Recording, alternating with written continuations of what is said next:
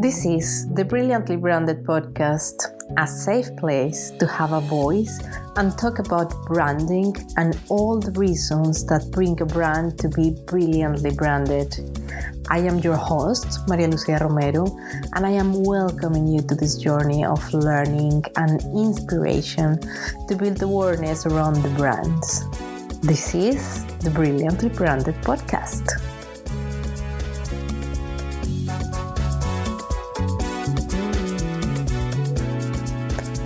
Get ready to be blown away by the story of Laura Ferber, the incredible woman behind the brand hairshop.lu.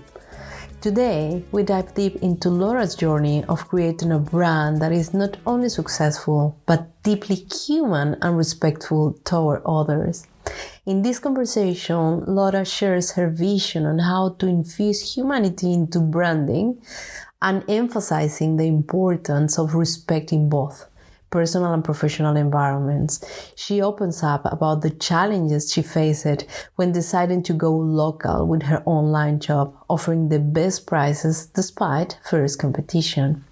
Laura shared too how even during the critical moments she rolls up her sleeves to personally packaging and delivering orders.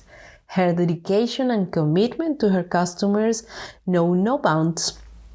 So get ready to be inspired, motivated, and empowered to pursue your dreams because, as Laura will tell you, when you are fueled by passion, success is inevitable. So grab a cup of coffee or tea or your favorite drink and feeling comfortable to listen to the incredible journey of a woman who turned her passion into a flourishing brand and invaluable insight that will ignite your own path to success. Let's dive into together and welcome to a brand new episode of the Brilliantly Branded podcast.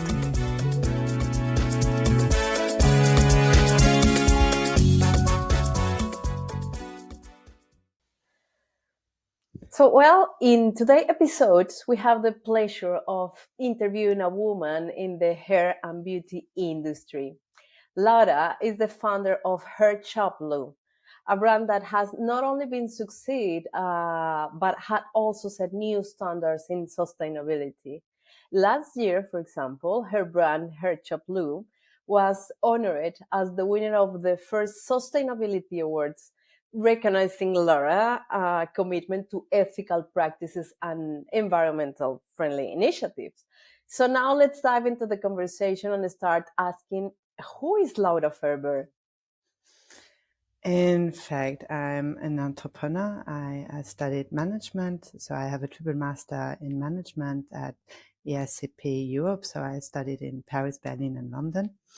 I am as well a mother. I have a small child, a small boy of 8 months.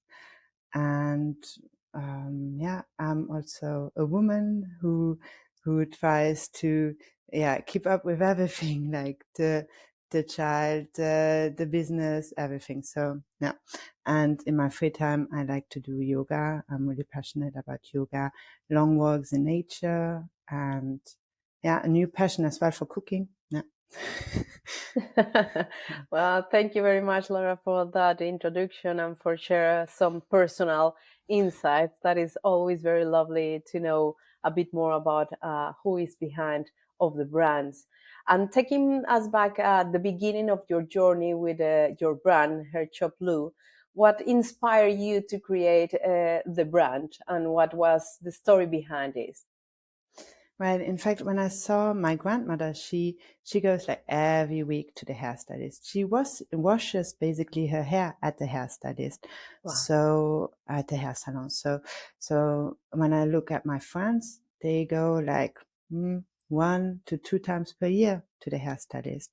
And so there's a really big change in consummation. But if my friends, they go, it's like the total. They make highlights, they do cutting, they do even lissage, and it's like, or even extensions. So my grandmother, she goes every week for blow dry, but so my friends, they keep like 3-4 hours. They stay at the hair salon. But what I found, like with all these highlights, that's like the new trend. Everybody wants to have this sun-kissed hair or go blonde. So the hair needs more quality products, like better hair care. And as they just go like 2 times per year to the hair salon, where do they find their professional products? Yeah.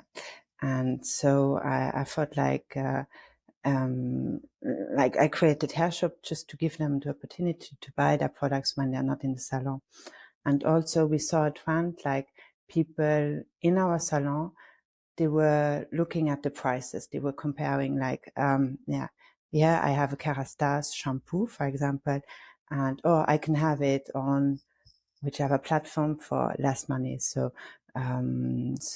I created as well the hair shop to give competitive prices to Luxembourg, for Luxembourgish people. Like, yeah, mm-hmm.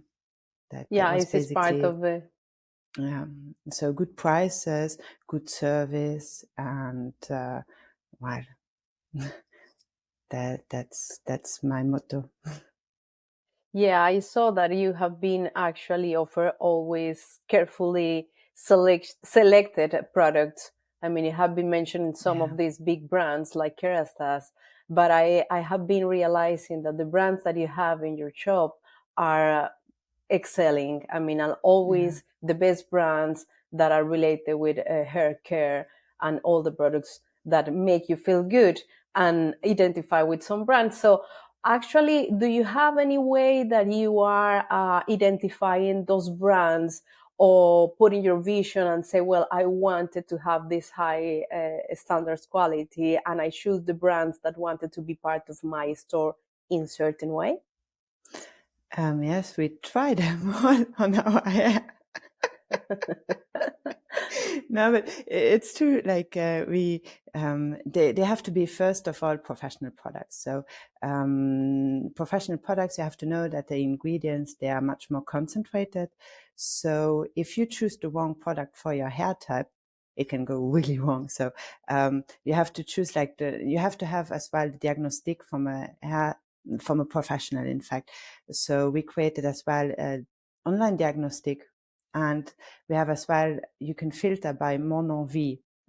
So my hair wish, you can filter what your hair needs. So we categorized all the products so you can find the right product for your hair. That was really important because, like, for example, if you have really thick hair and you take and you want it smooth and you take a volumizing shampoo, doesn't make sense. No. But especially That's true. for professional products, they are much more concentrated, so they are more effective, and so it can yeah. So the professional advice is needed to have really the results you want to have. Yeah. So let's say that you are always putting behind your brand the concept of, I'm going to be with the customer, I'm going to bring the customer to have opportunity to select the right product, because otherwise, of course, if they buy another shampoo to get a volume and they wanted to really something different, this is going to be actually a problem. And coming back a little bit, you want Well, to I add have to say something? as well, they can always connect with us via chatbot. We have a chatbot on our website. They can ask us by telephone. They can come as well by our shop. We are more, I mean, all our staff, they're educated, so they know which shampoo is for what hair type, and they can really advise you the right and suggest you the right products for you, so that your Okay. hair become your dream. When you have your brand and you Yeah. connected your brand and deliver that message with your brand, you Yeah. have always repeating this and leaving that message clear, for example, into your website next to hairshop.lu. Something like a tagline or something like is related with your Well, brand. we have hashtag shop local because I Okay. want it really to be a local hair shop. So it doesn't make sense to just like buy a product and ship it like 200-300 kilometers. It, for me, doesn't make sense. So I want the Luxembourgish market, and I think until now, we are leader here in Luxembourg for like hair care. And yeah, I really want to stay in Luxembourg. I'm not yeah, because as well, if you ship out of the board, it costs so much more, and packages get lost, and clients are not satisfied. So I just want to keep it local, with local furnishers, with local service livraison. How do you say it? Transporters. So Yes. yeah. Yeah, I have been seeing that you really put a lot of effort in make that local, and Mm-hmm. actually this is a bit important to know. For me, I wanted to know. I'm curious to know, how do you compete with larger online shops? Rapidity, we deliver in one day. And prices, well, I have to say that prices, it's getting tougher and tougher, because like big, huge online shops, they have much more quantities than we. And so they have more pressure on the brands. But I can assure you that every time I see a sales representative, I'm fighting to get better prices. And yeah. But really, it's getting tougher and tougher, because brands, they cut discounts, and yeah, they yeah, and yeah. So well, but still, we're quite offering as well a low price, considering that we are, as Luxembourg, we are always how do you say that? We are always dependent on the Belgians. Okay, I didn't Because know that. Can you explain that a little bit more? yes, because all our products, they always mostly, this is due to history. Belgian Benelux was Yes. considered one part, and so we even if the brand, for example, L'Oréal, is French, we have to get them over the Belgian, or now it's even Netherlandish. It's even in Holland. No, how do you say? Netherlands. Yeah. Netherlandish distributor. So the catalog prices are higher for Ah, us okay. than if you buy it just in France. So it's tough, like, to compete with, for example, Yes. online shops, because they have a lower catalog price. Okay, Yeah. but even though that, you are giving a good prices here in Mm-hmm. Luxembourg. And Yeah. I can give a faith about that, because I have been buying in your shop, and receiving in the same day, that I think this is your differentiator.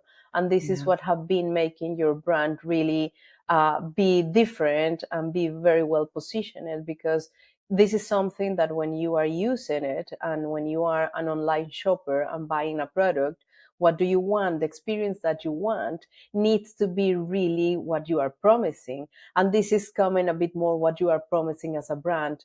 And I think that these local focuses that you have are making that you receive the product in the instant that you want. For me, receiving in the same day have been really, really very nice experience. Cool. So Yeah, yeah. and then we put as well always nice samples in, like samples according to what you choose. Like, for example, if you choose like a color care shampoo, we always try to put like samples of other brands, or with color care. So we really try to personalize the samples and the goodies we're giving. We always give us a little present. So like we try to differentiate ourselves by really taking care of the customer, and packaging it nicely, and Yeah. giving little Yeah, I goodies. really Yeah. love the packaging that you use, these boxes and the things that you put inside is true. And it's really making an experience behind the brand. And probably that's the reason why living the experience buying in your shop is what made me say, do you know, this brand is brilliantly branded, because I found it all the details, and all those details sometimes I said, or I Thank can you. say, well, is someone behind that brand that is putting these special things, the things that make a brand different, that makes you want it to be loyal to this brand because you already live a good experience. But coming back, for example, to those moments that uh, hard moments or struggling moments during the development of your product and your brand, do you have any moment or decision that you made significantly impacted your brand growth and success in a certain way? For me, it was definitely COVID. I created the shop 5 months before COVID started. Yeah. So it was a crazy period. I mean, as nobody could get their Kerastase shampoo and so on, we were packaging like crazy. Like I worked, I don't know, 10 to 12, even 14 hours per day, Wow. from Monday to Monday. And it was a really crazy period because I had only one lady who was with me, and Okay. we did all the orders. We had like, I don't know, 100, 200 orders per day to package, to 200 orders per day. You got it yes, during COVID time. yes, that was I crazy. mean, wow, this is, well, I don't know your numbers, but that Yeah, sounds like yeah. a lot for me. Yeah, no, that's a lot. Yeah, it was really crazy. Yeah. Wow. Okay. And Hmm. how did you manage in that moment to deliver and to make the things arrive on time still to the clients? We worked. I don't know. I didn't sleep. I just keep on going. And then you had as well to reorder new products, and then it didn't came, and then it was late, and then you had to package everything, keep up with the bills, and it was a huge mess. Wow. It's amazing, Very but it's very chaotic, but challenging. but Very challenging. eventually it went good, and this made us have some recognition, I think, in the local market. So Yeah, of course. that's nice. No. Yeah, yeah, exactly. And part of the conversation that you and I got before, you was explaining about David versus Goliath, Yeah. that it was a very powerful metaphor that you wanted to use to describe your fights against inequalities. Can you explain to our listeners what is this about? Because I found it very beautiful story behind. Well, I said it, in fact, to mention like the big e-commerce stores, like for example Amazon, where they have robots, or even stuff that they can't go to pee because they are all every minute or every second is timed. And Yeah. um, well, we don't work like that. We are humans, and we try to have a good atmosphere, good. Like a warm, and this is also everybody who comes in the shop, to our office shop, like Yes. they say it's really, I like it here, people are nice, and I'm always getting good advice. And so we try to make it with the heart now. With the heart, yeah, Hmm. yeah, and I think is something that we perceive as a users or as a client of your brand, because you can see all those details that really make the difference. And coming back to actually that you are not just the creator of hairshop.lu, you have been in the industry and have been actually behind different brands, stores, barber shops, and more. Hmm. What do you recommend for people who want to go big like you? Think outside the box, find your passion, and like Malcolm Gladwell in his book Outlier put it, you have to put in 10,000 hours to become really an expert in something. So do that, do the work, do the 10,000 hours, and then you can really become an expert in what you're doing, and have people pay for your service, or yeah. And but really do something you like to do, because Yeah. if you don't like to do it, passion fools, in fact.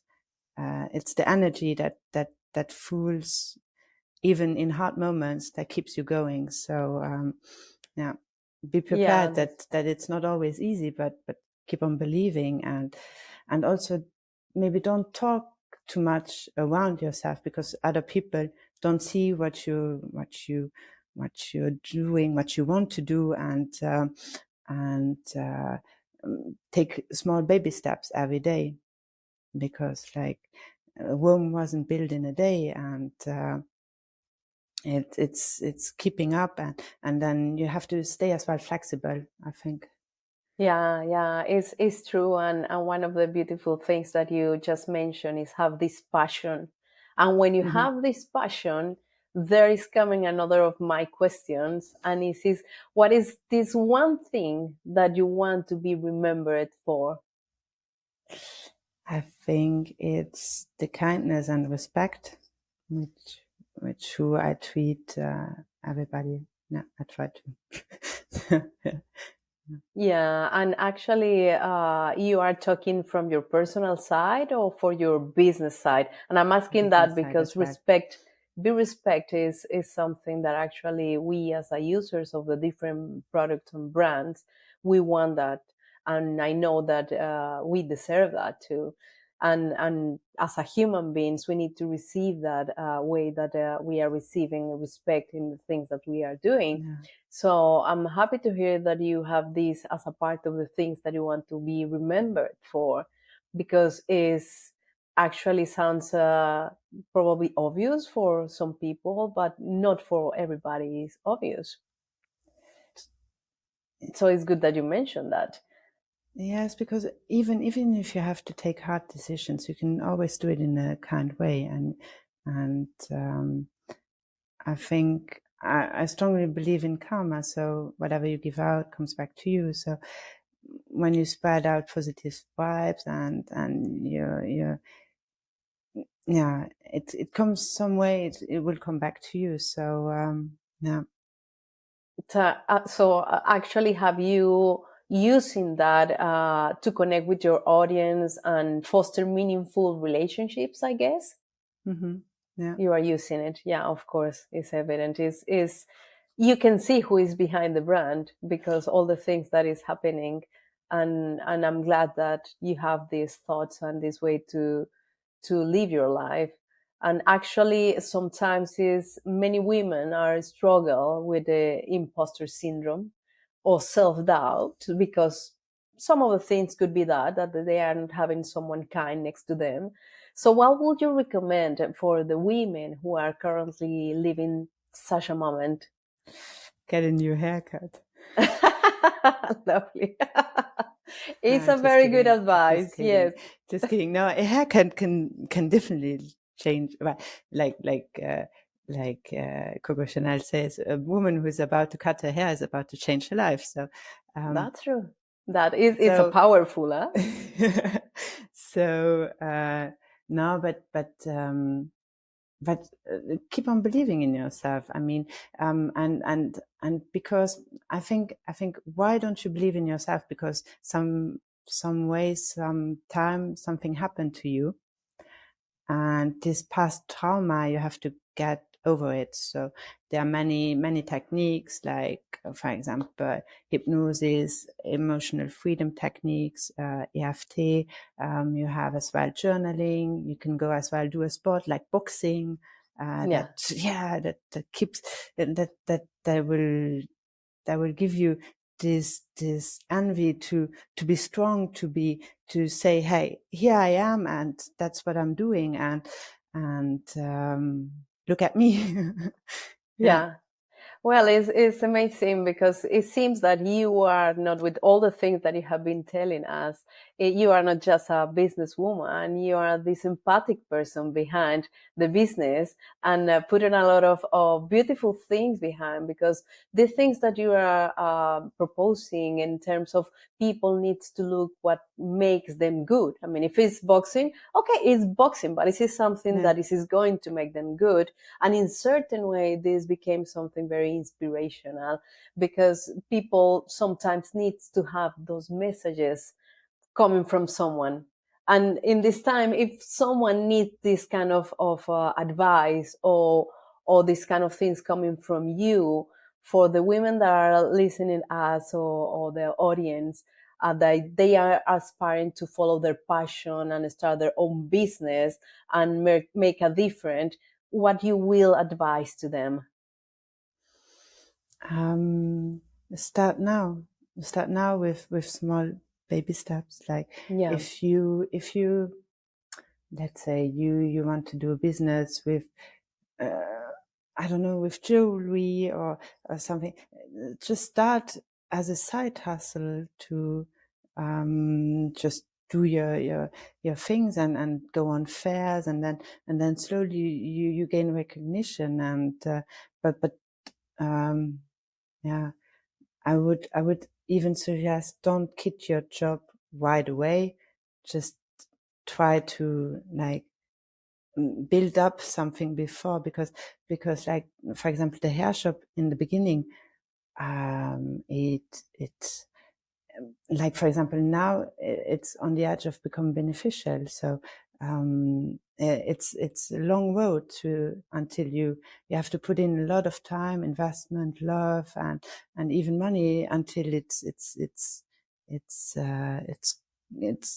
you're like, I always say it's like planting seeds. Okay, you plant the seeds, you water it every day, and then the tree will grow, and eventually in 2-3 years you will get some fruits out of it.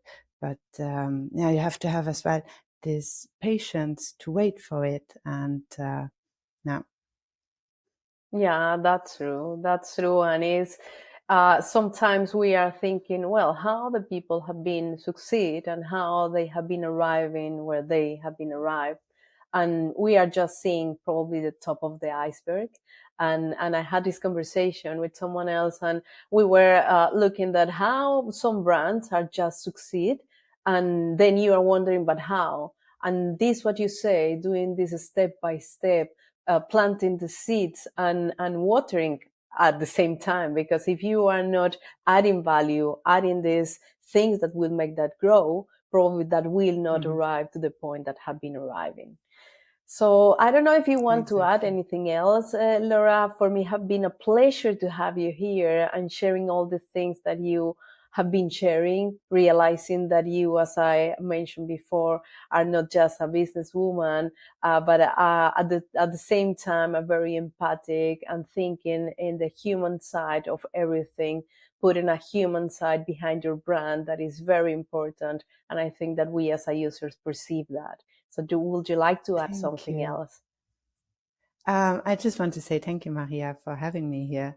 It was really, you well researched all your questions. It was really nice to be here and talk to you. Thank you. Thanks a lot. No, thank you very much, Laura. The idea always is giving value to our audiences and make our audiences really recognize when the things can go well, having this passion and putting all the effort that are necessary to build brilliantly branded brands. So thank you very much, Laura. See you next time. Ciao, ciao.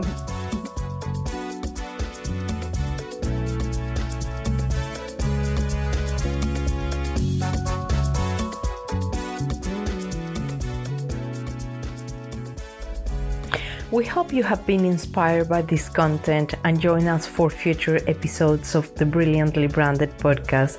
We will continue exploring the power of branding and the stories behind successful brands. And remember, if you know a woman who has built a successful brand with a unique approach and a story to share, please refer them to our podcast. We will love to learn from their experiences and share their stories with our listeners. So stay tuned for more episodes of Brilliantly Branded, and don't forget to follow us on Instagram and LinkedIn for more branding insights and updates. Until the next episode. Ciao, ciao.